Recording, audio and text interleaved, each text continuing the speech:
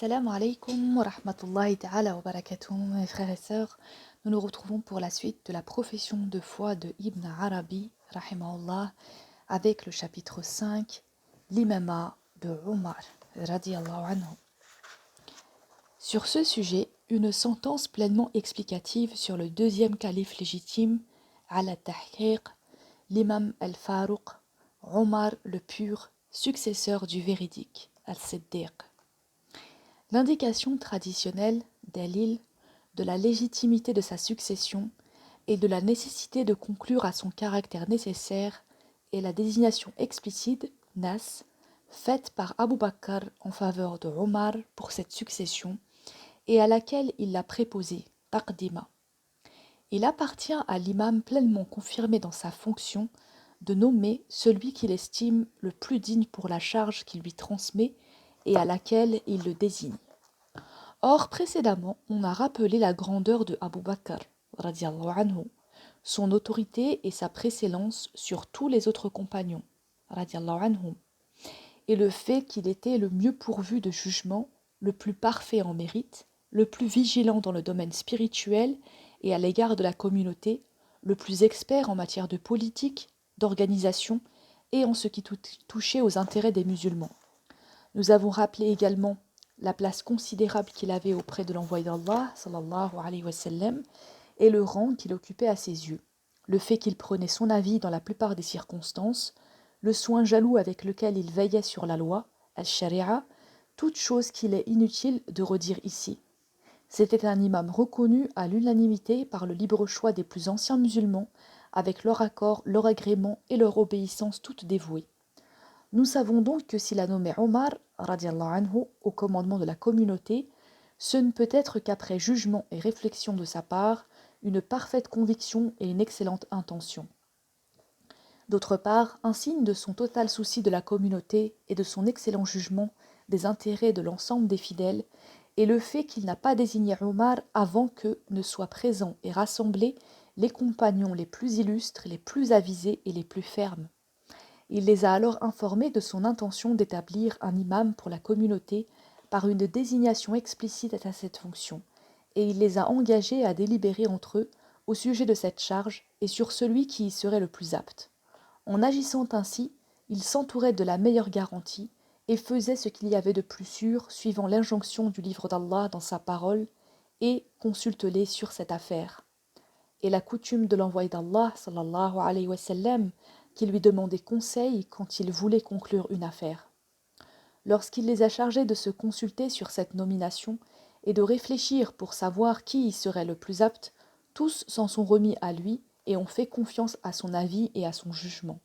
Et c'est ainsi que Ali et Al-Abbas radiallahu anhum lui ont dit « Ô successeur de l'envoyé d'Allah, prépose, Qadim, celui que tu penses le plus digne, car nous l'agréerons et lui obéirons sans te faire d'opposition, sans résister à ton ordre et sans douter de ton jugement. » Après les avoir entendus, il est sorti immédiatement, la tête bandée car son mal le faisait beaucoup souffrir, et il est monté en chair. Pour conclure sa khutba, l'allocution faite en chair, il a rappelé les qualités de Omar, sa conduite, ses vertus, son renoncement, sa piété scrupuleuse, sa fermeté sans violence, sa douceur sans faiblesse, son aptitude au commandement, le zèle et l'énergie qu'il mettait dans ce qu'on lui confiait. Et il a dit encore « Musulman, cette fonction dont une maladie nous a mis en possession ne doit pas s'achever autrement que comme elle a commencé. Ne l'assumera que le plus capable d'entre vous, celui qui se maîtrise le mieux, le plus ardent pour la cause d'Allah, le plus savant d'entre vous selon l'opinion des gens avisés, qui n'impose pas son autorité en ce qui ne le concerne pas, mais qui n'a pas honte de s'instruire en ce qui le concerne, et qui, surpris à l'improviste, ne reste pas indécis. J'ai présent à l'esprit de ce que j'ai dit de Omar, et en vérité, je m'attends à ce qu'il soit tel que je le pense et tel que je l'imagine. Puis, il a ajouté « Je n'ai point failli envers vous et tous les musulmans, et je n'ai pas nommé un homme de ma parenté, mais plutôt j'ai nommé quelqu'un dont je n'ai pas trouvé pour la communauté meilleur que lui, et que j'avais déjà indiqué le jour de la Saqifa. Mon opinion sur lui était donc ancienne, mais chaque chose vient à son heure. Littéralement, à chaque terme un livre. Écoutez-le et obéissez-lui. Tous se sont alors écriés, nous l'écouterons et nous lui obéirons. Et c'était là la reconnaissance de souveraineté la plus valide possible, la nomination et la désignation testamentaires les plus parfaites. Ensuite, il est descendu de la chaire et est entré dans sa demeure. Abu Bakr radiallahu anhu était trop pieux et trop scrupuleux pour donner le pouvoir sur des hommes à quelqu'un, sachant que parmi eux il y avait meilleur que lui.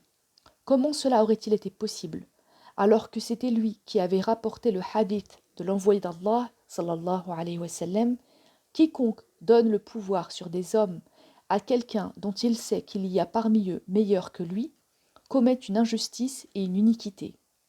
Et s'il n'avait pas été intimement convaincu du mérite de Omar, radiallahu anhu, de son autorité et du fait qu'il était digne de la charge qui lui était confiée et qui lui était reconnue solennellement, il ne l'aurait pas préposé et désigné. Ceci est confirmé par la réponse qu'il a faite à un groupe de compagnons venus le trouver après sa transmission de pouvoir à Omar et qui lui disaient « Ô successeur de l'envoyé d'Allah, que répondras-tu à ton Seigneur maintenant que tu viens de charger un homme dur et rude de nous gouverner? S'il te demande « Qui as-tu nommé sur mes serviteurs pour te succéder ?» Il leur a dit sévèrement « Par Allah, voudriez-vous me faire peur? S'il me pose cette question, je lui répondrai « Seigneur, j'ai donné la charge de les gouverner au meilleur de tes serviteurs que j'ai connus. » Ou, selon une variante, « Seigneur, j'ai donné la charge de les gouverner au meilleur de ta gente, Khair Ahlika. » Car on appelait les Qurayshites la gente d'Allah, Ahl Allah. Et Abu Bakr a ajouté, l'envoyé d'Allah sallallahu alayhi wa sallam a dit, Omar est le plus ferme de mes compagnons dans la religion d'Allah, et vous devriez faible s'il vous quittait. La désignation de Omar à sa succession n'a donc pas été faite par Abu Bakr en secret et en cachette, ni sur sa seule initiative, mais en présence de ceux de ses compagnons qui étaient les représentants qualifiés, Ahl al-Hal wal-Aqd, et des plus anciens d'entre eux, qui s'étaient ralliés à l'islam et au pacte al-Ahd de fidélité au prophète sallallahu alayhi wa sallam et à Allah, et tous ont approuvé son jugement et ont fait l'éloge de son discernement. Omar radiallahu anhu gouverna de façon heureuse, connut la faveur de la réussite, se conduisit d'une manière digne d'éloge, ferme dans le renoncement, zuhd, et l'ascèse, nusk, rejetant la grandeur, détaché du monde et de ses biens transitoires, jugeant sainement en matière de droit, fiqh, et de science, ilm, de la religion. Abdallah ibn Mas'oudi a eu cette parole à son sujet. Quand Omar est mort, ce sont les 9/10 de la science qui disparaissaient avec lui. Et Aïcha, radiallahu anha, la mère des croyants, a dit que Allah fasse miséricorde à Omar. Son mérite et sa science l'avaient mis au rang le plus élevé, son renoncement et sa crainte d'Allah au niveau le plus illustre. Le monde lui avait montré ses ornements et s'était paré pour lui. Il lui avait apporté les fruits de ses entrailles, les trésors de la terre, l'or et l'argent. Mais Omar marcha sans s'enfoncer dans cette fange, Dahda, et sortit du monde aussi pur qu'il y était entré. Et selon une tradition attribuée à Ali, alayhi salam, Abu Bakr radiallahu anhu était humble et repentant, awahan muliban, et Omar radiallahu anhu était un serviteur dévoué, nasaha, de Allah, et Allah fut dévoué pour lui, nasahahu, consacré entièrement, akhlasa à Allah, et Allah se le consacra entièrement. Istakhlasahu.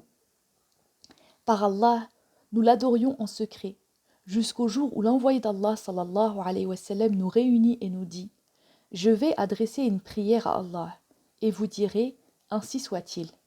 Il demanda alors « Seigneur, consolide cette religion, soit par Omar ibn al-Khattab, soit par Abu Jahl ibn Hisham. » Nous dîmes « Ainsi soit-il ». Et nous n'étions pas arrivés à la fin du jour que Omar venait se convertir à l'islam. Il fut alors l'homme de l'appel public à la conversion, Sahib ad-Da'wa, et celui que Allah avait choisi pour consolider sa religion et soutenir son prophète. Et par Allah, nous n'avions pas fait la prière ouvertement ni tourné autour de la maison d'Allah, al-Bayt, en sécurité, avant la conversion de Omar. Lorsqu'il est devenu musulman, les Qurayshites infidèles kuffar, se sont écriés « Aujourd'hui, Mohammed s'est vengé de nous ». Le jour de sa conversion fut un jour d'allégresse et de réjouissance chez l'envoyé d'Allah, sallallahu alayhi wa sallam. Et j'étais là quand l'envoyé d'Allah, sallallahu alayhi wa sallam, a dit « Jibril, au milieu d'une assemblée d'anges, est venu m'apporter leurs félicitations pour la conversion de Omar à l'islam. » Ali, alayhi salam, ajouta « Par Allah, il a été pour l'islam comme un rempart imprenable, qui par sa mort s'est fissuré et que nous réparons. Par Allah, sa conversion à l'islam a été une véritable conquête.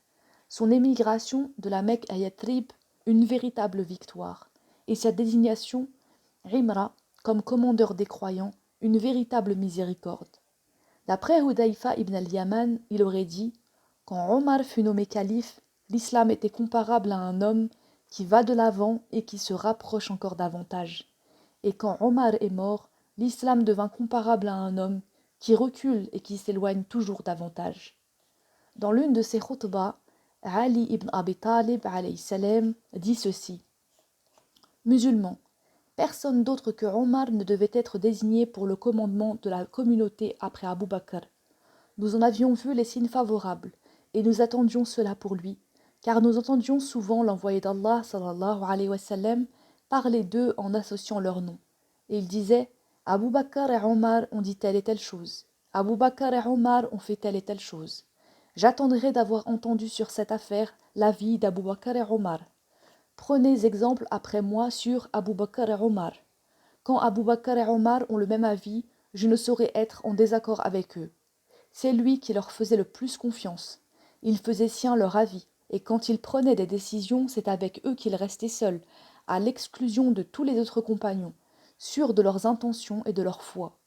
Voici un exemple de cette confiance qu'il avait en eux et en leur foi, plus qu'en tous les autres compagnons, radiallahu anhum. Un jour, un homme vint lui dire « Ô envoyé d'Allah, j'étais en train de faire paître mes jeunes moutons, quand un loup vint s'emparer de l'un d'eux.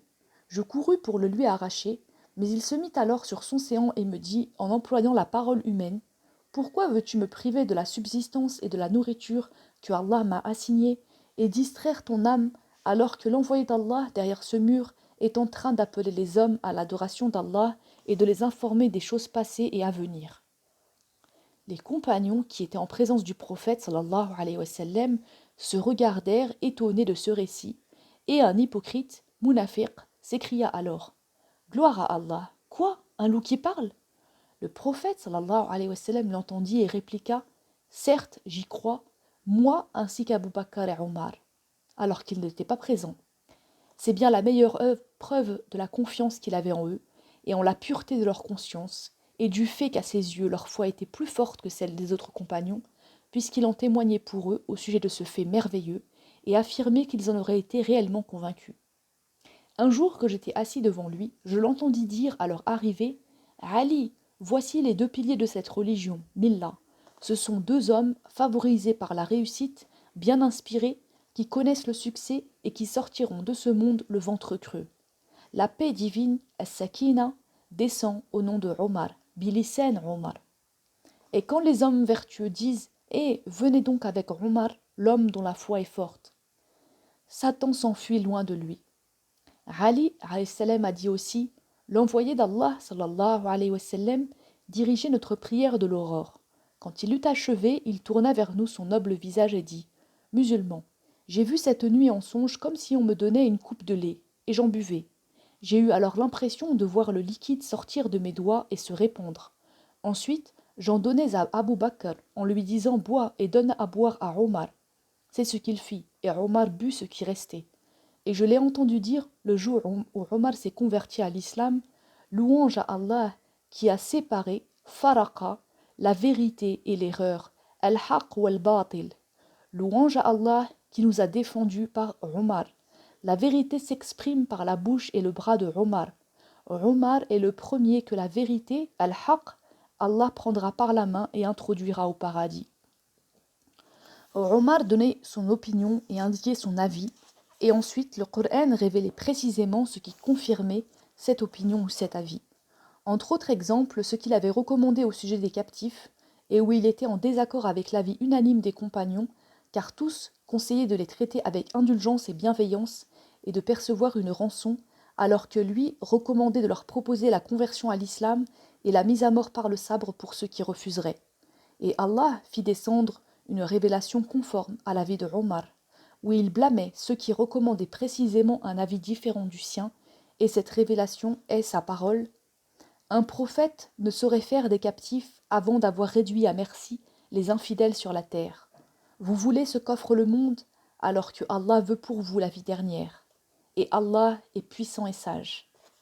Un autre exemple est son insistance à multiples reprises auprès du prophète sallallahu alayhi wa sallam pour qu'un rideau cachant ses épouses fût dressé au point que l'une d'elles lui avait dit « Comme tu insistes auprès de l'envoyé d'Allah sallallahu alayhi wa sallam pour qu'il restreigne la liberté de ses épouses. » Et Allah fit descendre le verset du rideau, Ayat al-Hijab. Citons également la demande fréquente qu'il faisait à l'envoyé d'Allah sallallahu alayhi wa sallam « Ô envoyé d'Allah, les Juifs nous disent « Votre prophète suit la loi de Moussa, alayhi salam, car il fait la prière selon sa qibla, orientation rituelle, vers le temple de Jérusalem, Bayt al-Maqdis, excepté qu'il ne reconnaît plus le sabbat. Fais donc la prière vers le lieu saint d'Ibrahim, Maqam Ibrahim, alayhi salam, ton ancêtre, Abika, et fais de la Kaaba notre qibla. » Et Allah fit descendre les versets et choisissez le maqam d'Ibrahim comme lieu de prière. Et Allah a fait de la Kaaba, le temple sacré, un lieu dressé pour les hommes, c'est-à-dire une qibla et un lieu vers lequel on se dirige. La fréquence de cette concordance entre l'avis de Omar et la parole de son Seigneur fit que le prophète sallallahu alayhi wa sallam déclara « En vérité, Omar est un homme inspiré. C'est comme s'il regardait l'inconnaissable, el-Ghaib, à travers un voile léger. » Et, dans les nations traditionnelles antérieures, il y a eu des hommes à qui Allah parlait, mukallamun, et qu'il inspirait, muhaddathun, tout en n'étant pas prophète, et s'il en est un dans ma communauté, c'est Omar. Et dans un autre hadith, Allah a sur sa terre des élus, khassa, dans les cœurs et sur les langues desquels il projette la vérité de la certitude, haqq al-yaqin, et Omar est l'un d'entre eux. Comme exemple de son renoncement, zuhd, et de sa piété scrupuleuse, wara, citons ce qu'il disait, que Allah fasse miséricorde à un homme qui me montrera mes défauts. Quand il avait une opinion et qu'ensuite il voyait que c'était quelqu'un d'autre qui avait raison, il renonçait à la première pour la seconde, abandonnant la sienne et se rendant à celle d'autrui quand il se rendait compte que c'était celle-là qui était juste, ce qui s'explique par sa crainte, sa piété scrupuleuse, sa peur intense d'Allah et son inquiétude. C'est ainsi qu'il avait défendu, et cela avec une vigueur particulière, de réclamer des prix élevés pour les dots des femmes. Une femme se présenta à lui et lui dit « Ô commandeur des croyants, pourquoi nous refuses-tu ce que Allah a rendu licite pour nous, selon sa parole? Et si vous avez donné à l'une d'elles une fortune, qintar, ne retenez rien de celle-ci, lors de la répudiation. » Omar reconnut alors une femme qui a raison et le commandeur des croyants qui a tort. On rapporte que le prophète sallallahu alayhi wa sallam demanda à Abdallah ibn Salam et à ses compagnons, radiallahu anhum, « Connaissez-vous un homme de mérite, après vous, parmi les docteurs de la loi juive ?» « Oui, lui répondirent-ils, ô envoyé d'Allah. Il y a à Jérusalem, il y a en Syrie, Palestine, El-Shem, un homme qu'on appelle Ka'b al-Ahbar, littéralement Ka'b des rabbins, égal Ka'b le rabbin, qui est l'un des leurs, de leurs plus éminents docteurs et sages. Invoque la bénédiction d'Allah pour lui, ô envoyé d'Allah, pour qu'il le guide. Et l'envoyé d'Allah pria pour lui immédiatement. Sa prière fut exaucée, et il se fit musulman sous le califat de Omar. Lorsqu'il fit sa soumission à Omar, celui-ci lui demanda « Ka'b, pourquoi n'avez-vous pas ouvert les portes d'Ilia, c'est-à-dire Jérusalem, Bayt al-Maqdis, à Omar et à l'armée des musulmans ?» Il répondit « Ô commandeur des croyants, il est écrit dans la Torah et dans les textes anciens que cette ville où furent les fils d'Israël, sanctuaire de leur prophète, ne serait conquise que par un saint homme, marchant selon la vérité éclatante, al al-haq al-mubin, ayant les qualités, si faites, qui sont précisément celles que tu as, miséricordieux envers les croyants, dur pour les infidèles, dont l'attitude en secret est la même que l'attitude en public, et dont l'attitude extérieure est la même que l'attitude intime, qui chasse tout orgueil de son âme et qui vit comme l'un de ses sujets, dont l'action ne dément pas la parole, pour qui le proche et l'étranger sont égaux quand il s'agit de la vérité divine, al-haq, détaché du monde et de ses biens illusoires, se comportant extérieurement comme l'un de ses sujets, et ceux-ci se comportant comme lui, des moines la nuit, des lions le jour, miséricordieux et unis entre eux. Omar lui dit alors, Ka'b, est-ce vrai ce que tu dis? Oui, répondit-il, par celui qui a révélé la Tawra à Moussa, alayhi salam, c'est la vérité, et par celui qui entend ce que je dis, je n'ai pas omis un seul mot.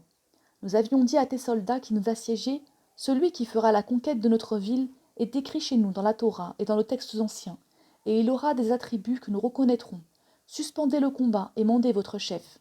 S'il est bien celui qui est décrit et mentionné chez nous comme devant conquérir cette ville, nous lui en ouvrirons les portes sans le combattre, car si nous le combattions aidé par toute la terre, nous serions vaincus. Et si ce n'est pas lui qui est désigné dans nos écritures, nous ne lui ouvrirons pas les portes de la ville, et quand bien même nous combattrait-il aidé par toute la terre, il ne pourrait rien contre nous et nous le vaincrions. Ils ont agréé notre demande et en ont reconnu l'équité. Ils t'ont mandé, tu es venu et nous avons constaté que tu étais celui qui était décrit et désigné dans nos écritures. Nous t'avons alors ouvert les portes de la ville de bon gré, non contraint ni forcé. Il dit alors, louange à Allah qui nous a donné la gloire par l'islam et qui nous a donné la noblesse par Mohammed, que Allah prie sur lui et le salue. Voici encore un exemple de son renoncement, Zuhd. À son arrivée en Syrie, on lui amena un cheval puissant, lui disant « Enfourche-le, ô commandeur des croyants, car tu es sur le sol des ennemis, et il faut qu'ils te voient pour que la grandeur de l'islam fasse une forte impression sur eux et qu'ils respectent la dignité de ses fidèles. » Omar radiallahu anhu répondit « Laissez-moi sur ma monture, car celui qui cherche la gloire ailleurs qu'ici s'avilit. » Et il montrait le ciel. Ce qui illustre également son renoncement et son rejet de la grandeur, c'est le fait qu'il se consacrait au service des pauvres, des faibles privés de toute activité et des malades, leur portant lui-même ce dont ils avaient besoin. Et ceci, alors qu'il avait conquis le pays de Chosroès et des Romains, El-Akasera Warrum, qui lui avaient apporté leur fortune et leur couronne incrustées de pierres précieuses, entassées maintenant dans la mosquée de l'envoyé d'Allah, sallallahu alayhi wa sallam, entre les fidèles et recouvertes d'étoffes, de poils ou d'autres tissus. Ali, Talha, El-Zubayr ibn Aouf et d'autres compagnons, radiallahu anhum, illustrent les garder pendant la nuit. Un matin, où ils s'y étaient rendus de bonne heure, on les lui découvrit et elles se mirent à étinceler. Lorsqu'il les regarda, Omar pleura. Un compagnon qui était présent lui dit alors « Ô commandeur des croyants, ce n'est pas le moment de pleurer, mais de glorifier et de rendre grâce. » Il lui répondit « Tu as raison, mais dès qu'il y a une telle abondance de richesses, les gens se querellent et se haïssent. Et c'est ce que je redoute pour vous. Épargnez-moi la charge de les partager équitablement. » Puis il s'en retourna, les laissant, sans prendre d'autre part, à tout cela et à tout ce que Allah lui accordait comme butin, que la part de n'importe lequel d'entre eux. Y a-t-il un renoncement plus grand que celui-là? C'est véritablement une chose admirable et un mérite extraordinaire. Ce qui montre sa piété scrupuleuse, Wara, l'attention qu'il portait aux suites de ses actes et sa crainte intense d'Allah, c'est la réponse qu'il fit au groupe de compagnons notoires venus le voir au moment où il allait mourir et qui lui disaient « Que Allah laisse en vie le commandeur des croyants. Nous sommes d'avis que tu désignes ton fils Abdallah, car nous sommes satisfaits de lui et nous mettons notre confiance en lui. Nomme-le donc pour nous diriger, il sera notre chef pour notre bien et le bien des musulmans. » Omar leur dit alors « Quel admirable avis me donnez-vous là? Vous m'incitez à supporter la charge de vous diriger de mon vivant et une fois mort.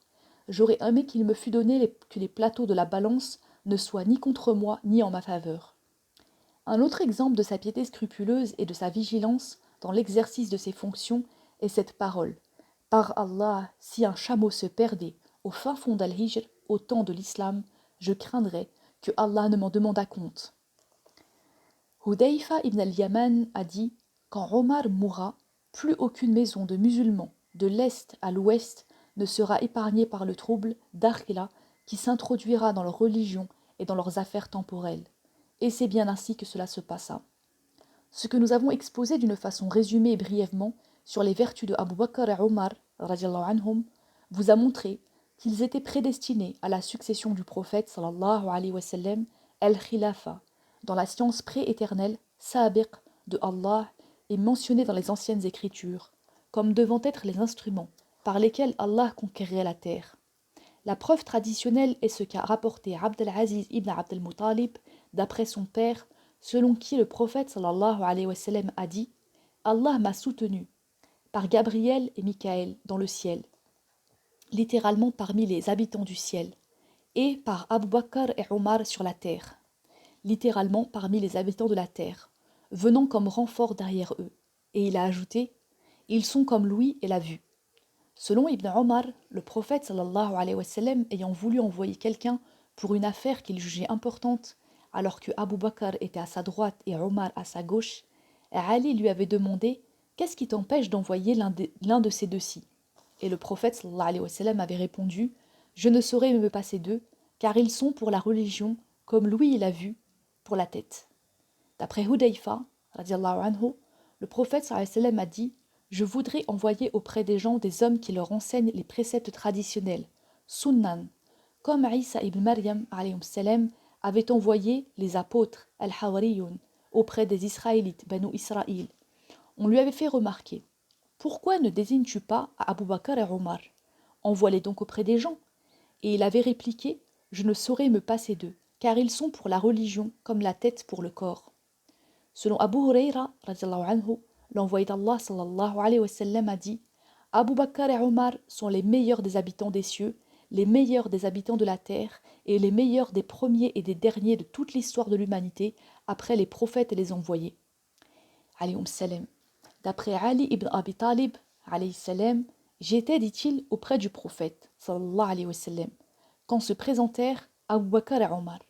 Il dit alors, voici les seigneurs des hommes mûrs qui sont les élus du paradis, tant parmi les premiers que parmi les derniers, exception faite pour les prophètes et les envoyés.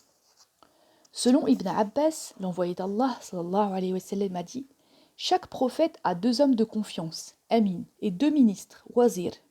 Mes deux hommes de confiance et mes deux ministres sur la terre, littéralement parmi les habitants de la terre, sont Abu Bakr et Omar. Il dit également, suivez l'exemple après moi de Abu Bakr et de Omar. Ainsi donc, Abu Bakr et Omar, radiallahu anhum, étaient prédestinés et préparés pour l'illustre tâche et l'importante fonction de la succession à la prophétie, Khilafat al-Nubuwa, et de la charge des pays musulmans et des serviteurs d'Allah. Ali, alayhi salam, qui connaissait le mérite et le rang illustre de Omar dans la religion et aux yeux de l'envoyé d'Allah, sallallahu alayhi wa sallam, lui avait donné en mariage sa fille Kulthum, sœur d'Al-Hassan et d'Al-Hussein, alayhum salam, et avait dit à cette occasion « Quel gendre parfait !» Omar, le commandeur des croyants. Quand Omar mourut, Ali pénétra auprès de sa dépouille, enveloppé dans un linceul, et pleura longuement. Ensuite, il fit son éloge en ces termes. Que Allah te fasse miséricorde, ô commandeur des croyants. Tu as été pour l'islam puissance et refuge. Je voudrais rencontrer Allah au jour du jugement avec le livre de mes actions, semblable au livre de tes actions, Sahifatika, et j'aurais souhaité m'identifier à une seule des pensées de ton cœur, Shiratun fi sadrika, pour les efforts et la peine que tu as prodigués sans te ménager pour la cause d'Allah. Et j'en jure par Allah, ils sont loin, bien loin de toi ceux qui viennent après toi. Tu es à une telle distance que nul ne te rejoindra et que les musulmans ne trouveront pas ton pareil. Pour toi le monde séparé de ses atours et il a sorti ses trésors cachés. Et tu t'en es détourné comme quelqu'un qui ne s'en souciait pas et n'en avait nulle envie, le quittant intact et pur. Que Allah veille sur la communauté après toi, qu'il donne aux musulmans une compensation parfaite à la perte qu'ils ont subie en ta personne, et qu'il leur inspire de supporter avec constance ta disparition. Ali, alayhi salam, encore répondit aux gens de l'oasis de Najran qui s'étaient adressés à lui au sujet d'une disposition que Omar radiallahu anhu avait prise et exécutée à leur endroit. Non, par Allah, je ne changerai rien de ce que Omar a fait et décrété, car Omar était un imam juste et agréé d'Allah, pieux, droit, bien dirigé, détaché du monde et craignant Allah. Que la miséricorde d'Allah soit sur lui et qu'il m'accorde d'agir selon sa propre conduite. Que la paix soit sur celui qui s'est amélioré, qui est devenu bon, et à qui il a été donné de comprendre ce qu'on lui dit. Dans le prochain chapitre, Inch'Allah, nous verrons l'imama de Uthman, radiyallahu anhu. Wassalamu alaikum wa rahmatullahi ta'ala wa barakatuh.